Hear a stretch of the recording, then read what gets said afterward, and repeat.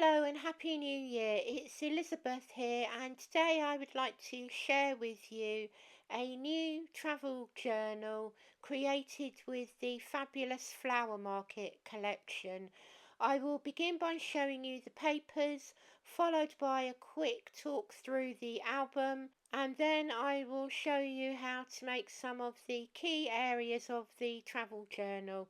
Please note that the measurements will be shared on the Graphic 45 blog, but first we'll look at the Flower Market papers. This is the beautiful Flower Market collection, and as you can see you've got a plethora of designs here, and then you've got a perpetual calendar and tags, and then as you turn the page you've got a selection of flowers to match up with each month. So here's February with the violets. Then we have the daffodils.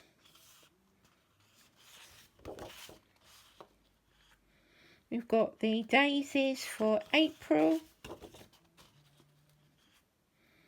Lily is the May. And then you've got all the details with the butterflies and the various daylilies. You've got the rose for June, larkspur for July, poppy for August, aster for September, and then the beautiful cosmos for October, the chrysanthemum, and last but not least for December you've got the stunning poinsettias. So you can see you've got a vibrant range of colours to use throughout the year. For today's project I'm going to be using the travel album kit from Graphic 45. I'm matching up the Flower Market collection with the Ephemera and the journaling cards. I've also got a set of the stamps. I'm going to use the tag and pocket die set, and then I'm going to be incorporating a selection of the ribbons. This is my finished Flower Market travel journal. As you can see, I have used a selection of the papers, the ribbons to decorate the outside. It's a very vibrant collection, so it's perfect for the grey winter months that we're now experiencing in the UK. I anticipate being able to use this for some garden planning. Alternatively, it can be used as a way of recording your daily plans. And because you've got a perpetual calendar within the 12 by 12 papers, you can cut those down and use them month by month. I've also incorporated many of the smaller journaling cards. I really like the quotes on the front, and you can always add notes to the back. So the perpetual calendar can be stuck into the signature books at the places that you choose, and that's the great idea behind creating your own travel journals. So as you can see, the front of each signature has got a paper ribbon to edge the sides, and then I decided to cut down the thoughtful words to use as tabs. So it may well be that I'll end up writing some thoughts about each one of these sections.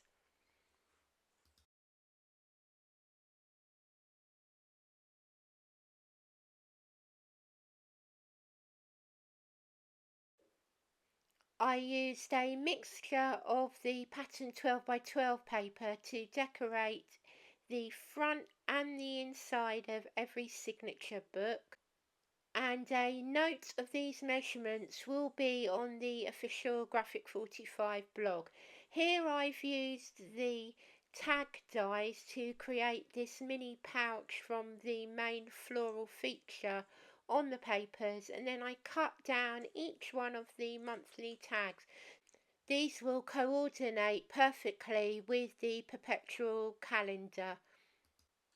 Moving through the journal, I've also added some of the larger floral elements, and then I'll come back to these and turn them into further pockets. So the idea will be to add my own drawings, to add some seed packets, and various other notes about my own garden. I really like how the papers are laid out so that you have got the same designs covering each month, and then the flowers match up to the seasons.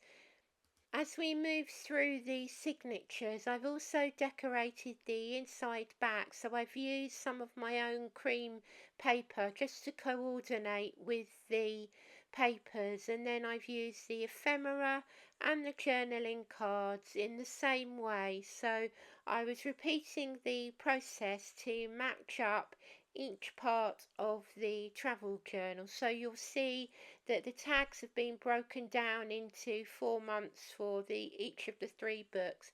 But again, I will move these around as I actually physically use the book. It's really handy having lines, plain paper, and the squares. Then at the back of the book I have created another tuck-in, and I've used the last seasons of the year on the perpetual calendar.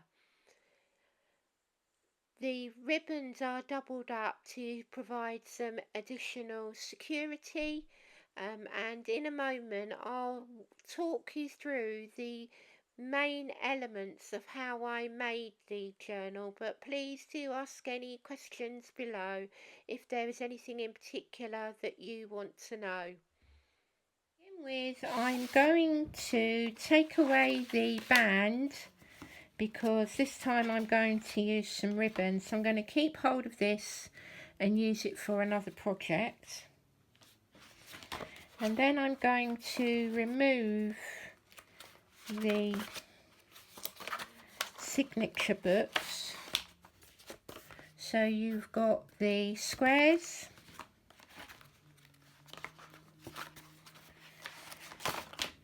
the plain notebook,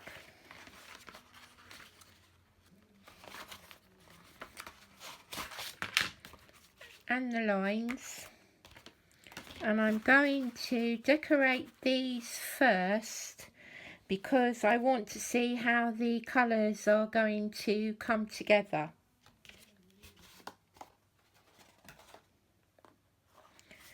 Each book has a pocket which we'll decorate, but to begin with I'm going to decorate the front covers. So I've got a selection of the papers that I have cut down, and throughout the project I'm using my corner punch to match up the corners to the journals.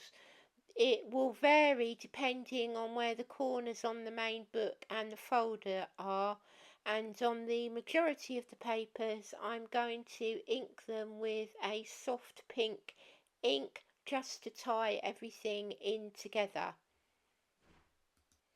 Generally I use a wet glue when I'm sticking the panels to the books, but when I come to the front cover I intend on using some stronger red tape. Next I'm going to decorate the inside. So I've got a cream piece for the back, and then I've made 2 templates to fit just shy of the cover here, and then I will use this to draw round here.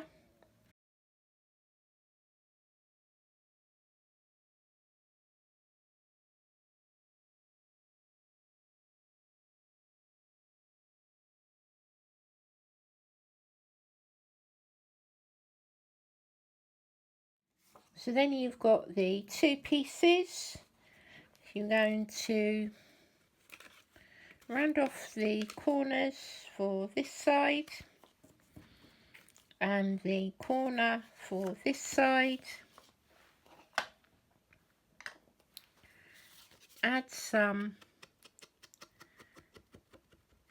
ink and once again adhere them to the panels using the wet glue. For the inside pockets I did use my own ivory paper just to coordinate and to enable me to add some of the smaller journaling cards later on.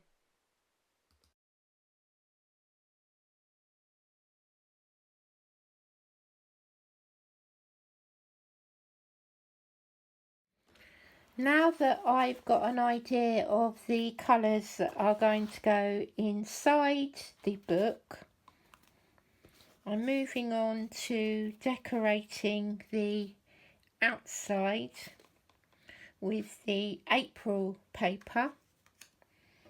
But first I want to add some ribbon, so I want to match up the colours.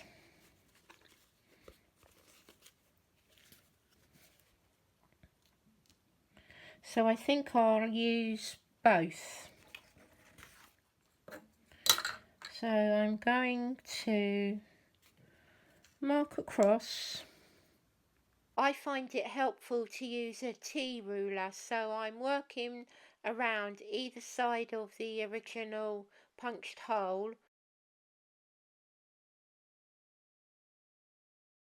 And then I'm going to lay tape over to the middle, using the pencil lines as a guide. Because I've got wider strips of ribbon, I'm going to end up using 3 sets of red tape, but I don't add any to the spine because I don't want to pull the ribbon too much, because I don't know how wide the journaling books will be on the inside.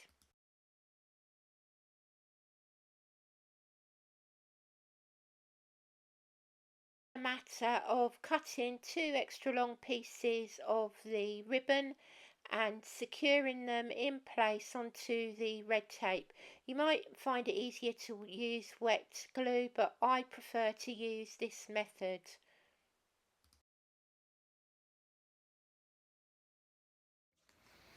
And then this time, because I'm putting them on the front, I'll put some red tape on the back.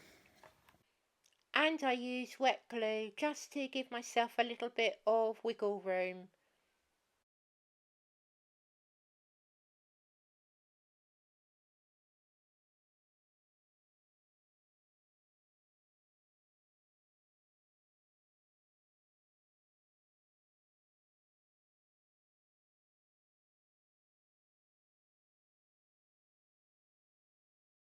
Now ready to insert the signatures back into the binding of the travel journal.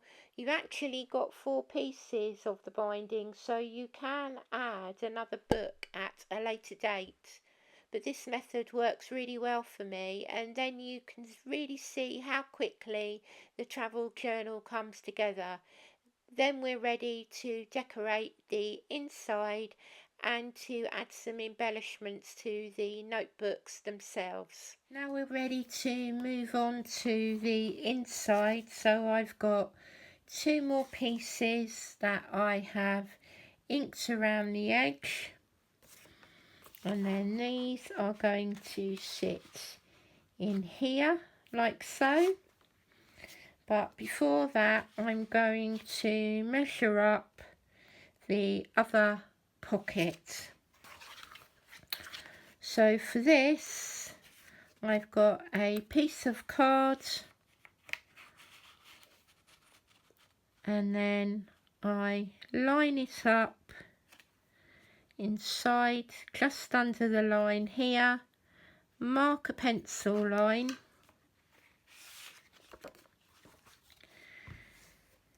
and then I've got a 1-inch die, and this is going to sit just on the perimeter of the pencil line, and then this comes away, and then this will sit just in this area like so, and then I'm going to cut away this corner piece.